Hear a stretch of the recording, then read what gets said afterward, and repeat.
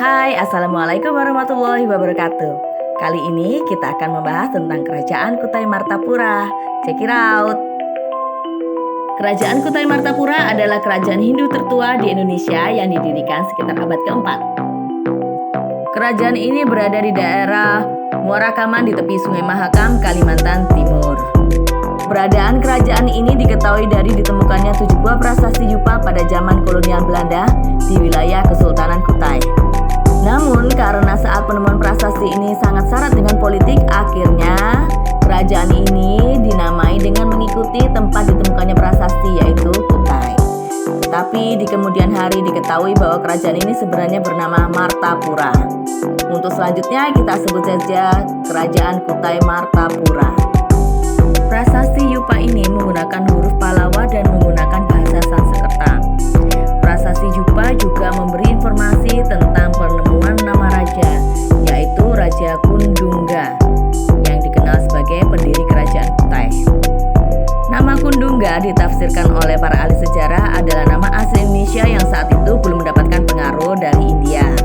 Sementara nama Mulawarman dan Aswawarman sudah mendapatkan pengaruh dari India. Inilah yang membuat banyak orang menyebut jika kerajaan Kutai Martapura memiliki corak Hindu. Prasasti Yupa juga menceritakan tentang Raja Mulawarman yang memberikan sumbangan kepada kaum Brahmana berupa 20.000 ekor sapi. Mulawarman merupakan cucu dari Kundungga dan anak dari Aswawarman. Di awal berdirinya, Kundungga dan kerajaan Kutai menganut kepercayaan animisme dan dinamisme. Namun, setelah agama Hindu masuk ke Kalimantan Timur, Kundungga mulai memeluk agama Hindu. Kerajaan ini mencapai puncak kejayaannya di masa pemerintahan Raja Mulawarman. Di bawah kekuasaan Raja Mulawarman, kehidupan ekonomi kerajaan mengalami perkembangan pesat baik dari aspek sosial, politik, ekonomi, dan budaya. Dari aspek sosial, ditandai dengan adanya golongan terdidik yang bisa menguasai bahasa Sanskerta dan huruf Pallawa. Dari aspek politik, di masa Raja Mulawarman, stabilitas politik kerajaan Kutai Martapura terjaga dengan sangat baik. Bahkan sistem politik di kerajaan ini menjadi kekuatan terbesar dalam memberi pengaruh. Dalam prasasti Yupa disebutkan bahwa Raja Mulawarman merupakan seorang yang sangat berkuasa, kuat, tetapi juga memiliki sisi kebijaksanaan yang tinggi. Dari aspek ekonomi, berada di dekat Sungai Mahakam tentu membuat masyarakat kerajaan Kutai Martapura mudah dalam hal bercocok tanam, beternak, dan berdagang. Selain itu, kerajaan Kutai Martapura juga menerapkan sistem penarikan pajak. Dari aspek agama, Kutai Martapura sangat kental dengan keyakinan leluhur. Hal ini dibuktikan lewat prasasti Yupa yang berbentuk seperti tugu batu. Prasasti Yupa merupakan peninggalan nenek moyang di zaman Megalitikum. Selain itu, ada pula punden berundak dan menhir, serta tempat pemujaan Dewa Siwa yang diberi nama Waprakeswara, yang berupa lapangan luas. Oke, sekarang kita masuk ke penyebab keruntuhan kerajaan Kutai Martapura. Penyebab runtuhnya kerajaan Kutai Martapura adalah meninggalnya Raja Mulawarman. Setelah Raja Mulawarman, tidak ada raja lagi yang bisa memimpin kerajaan Kutai Martapura dengan baik. Hal ini mengakibatkan kondisi ekonomi dan sosial yang sebelumnya stabil mulai goyah. Tak hanya dikarenakan kematian Raja Mulawarman, Kutai Martapura juga mulai mengalami keruntuhan karena pergantian pemimpin yang terlalu cepat. Pergantian pemimpin ini ternyata tidak memberikan dampak yang baik pada kondisi kerajaan Kutai Martapura, sehingga membuat kondisi kerajaan semakin lemah. Penyebab yang terakhir adalah diserang oleh kerajaan Kutai Kartanegara. Dalam kitab klasik Arab Melayu surat Salasila Raja dalam negeri Kutai Kartanegara, diketahui bahwa pada tahun 1635 terjadi peperangan dengan kerajaan Kutai Martapura, di mana raja terakhir Kutai Martapura yaitu Maharaja Dharma Setia telah menyiapkan 7.777 prajurit untuk melawan Kutai Kartanegara. Melihat pasukan yang begitu banyak, Kutai Kartanegara memilih tidak naik ke darat, tetapi melakukan pertempuran jarak jauh dari atas perahu. Pasukan kerajaan Kutai Kartanegara, Sinum Panji, memulai serangan dari perahu menggunakan tombak, sumpit, dan panah. Pasukan kerajaan Kutai Kartanegara, Sinum Panji, memulai serangan dari perahu menggunakan tombak, sumpit, dan panah. Strategi perang yang efektif.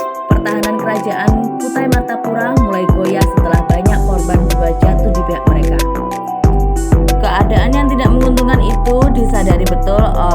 komandan pasukan kerajaan Kutai Martapura.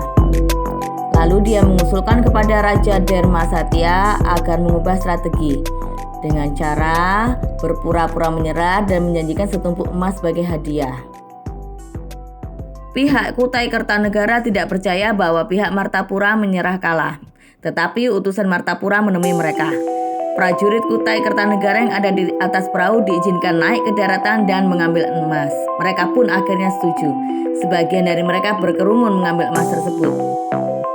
Tapi tiba-tiba pemimpin pasukan Martapura memerintahkan pasukannya untuk menyerbu. Perang ini berjalan tidak seimbang. Pasukan Kutai Kertanegara dalam keadaan tidak siap. Kerajaan Martapura pun berhasil memukul mundur para pasukan Kutai Kertanegara. Untuk sejenak pertempuran dihentikan sebelum dilanjutkan keesokan harinya. 7 hari 7 malam pertempuran sengit terjadi. Korban di kedua pihak tidak terhitung banyaknya. Kedua raja bertarung satu lawan satu. Raja Martapura Dermasatya melawan Raja Kutai Kertanegara Sinoppanji Madappa. Dalam pertempuran ini, tikaman Dermasatya meleset 2 kali. Kemudian Sinoppanji Madappa membalasnya dengan menikam tepat di dada Dermasatya dan perang pun berakhir. Sebagian besar prajurit Dermasatya yang masih hidup melarikan diri ke hutan. Sementara itu, rakyat Kutai Martapura menyerah dan meminta pengampunan pada Raja Kutai Kertanegara.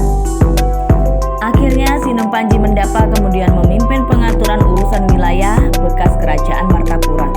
Lalu, kerajaan Kutai Martapura dinyatakan runtuh atau dihapuskan dan digabung ke Kesultanan Kutai Kartanegara. Adapun peninggalan-peninggalan kerajaan Kutai Martapura, yang pertama Prasasti Yupa. Prasasti ini ditemukan tahun 1879 di Bukit Beubes, Muara Kaman, pedalaman Sungai Mahakam di Kabupaten Kutai, Kalimantan Timur. 2. Kalung uncal. Kalung ini berbahan emas dan memiliki berat 170 gram dengan hiasan liontin berelief kisah Ramayana. Kalung uncal menjadi salah satu atribut dari kerajaan Kutai yang dipakai oleh Sultan Kutai Kartanegara semenjak Kutai Martapura bisa dijajah dan ditaklukkan. Yang ketiga adalah kalung siwa. Kalung ini sudah ada sejak zaman kepemimpinan Sultan Haji Muhammad Sulaiman. Kalung ini ditemukan oleh warga di sekitar Danau Lipan, Muara Kaman pada 1890. Hingga saat ini kalung siwa ini masih dipakai sebagai perhiasan kerajaan yang juga digunakan oleh raja ketika ada pesta pengangkatan raja baru. Yang keempat adalah Candi Lesung Batu. Candi ini terletak di perkebunan karet milik masyarakat yang saat ini masih produktif. Namun, kondisi Candi Lesung Batu saat ini masih berupa gundukan tanah yang di bagian permukaannya terdapat sebaran data kuno. Artefak yang pernah ditemukan di candi ini antara lain berupa yoni, pecahan keramik asing, dan struktur bata yang saat ini kondisinya sudah sangat rapuh. Penelitian yang pernah dilakukan menunjukkan bahwa di sekitar candi juga ditemukan struktur bata yang mungkin merupakan pagar pembatas.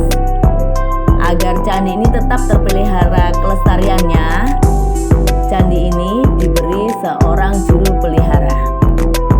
Demikian tadi kisah tentang kerajaan Kutai Kertanegara. Besok kita akan lanjut lagi ke kerajaan lainnya ya. Jangan lupa like dan subscribe-nya. Bye. Wassalamualaikum warahmatullahi wabarakatuh.